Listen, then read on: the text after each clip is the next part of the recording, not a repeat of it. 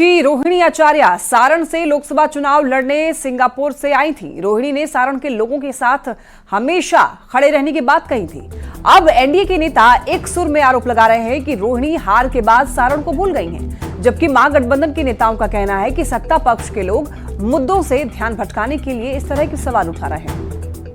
अपने बच्चे लोग से मिलने के लिए फिर 10 दिन के बाद आ रहे अपने सारण की जनता से। लालू प्रसाद की बेटी रोहिणी आचार्य कहाँ है?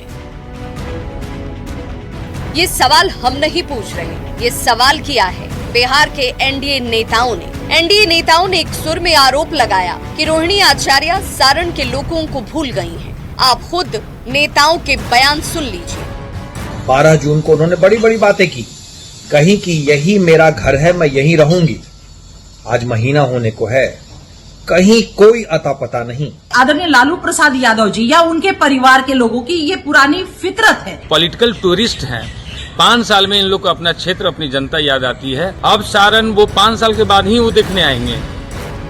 रोहिणी आचार्य पर एनडीए नेताओं की ओर से किए गए वार पर आरजेडी और कांग्रेस ने पलटवार किया। महागठबंधन के नेताओं ने इसे रोहिणी आचार्य का निजी मामला बताते हुए एनडीए पर असली मुद्दों से ध्यान भटकाने की साजिश का आरोप लगाया है।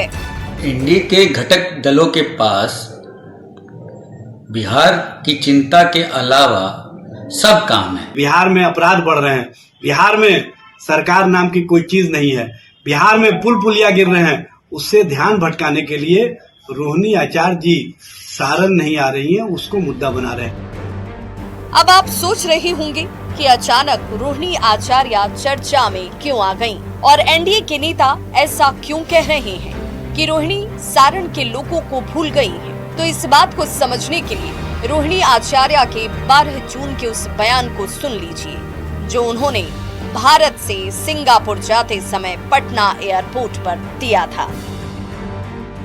जा रहे अपने बच्चे लोग से मिलने के लिए फिर 10 दिन के बाद आ रहे अपने सारण की जनता से। अपने जितने भी कार्यकर्ता हैं, जितने भी हमें जो वोट देने का जो काम किया है, सबका धन्यवाद करने, उनके बीच में रह करके, ये रोहिणी आचार्य उनकी बेटी है, उनके बीच में रह के काम करने के लिए 15 दिन के बाद आ रही है सारण।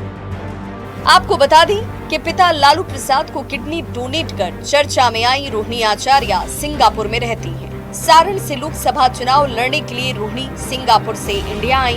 हालांकि रोहिणी बीजेपी के राजीव प्रताप रूढ़ी से लोकसभा का चुनाव हार गयी, लेकिन 12 जून को वापस सिंगापुर जाते समय ये कहकर गयी कि 10 से 15 दिन के अंदर वो वापस आएंगी और सारण के लोगों से मिलेंगी। अब जबकि 15 दिन से ज्यादा हो चुके हैं, तो एनडीए के नेताओं ने सवाल उठाना शुरू कर दिया है। न्यूज़ 18 के लिए पटना से अमित कुमार के साथ ब्यूरो रिपोर्ट।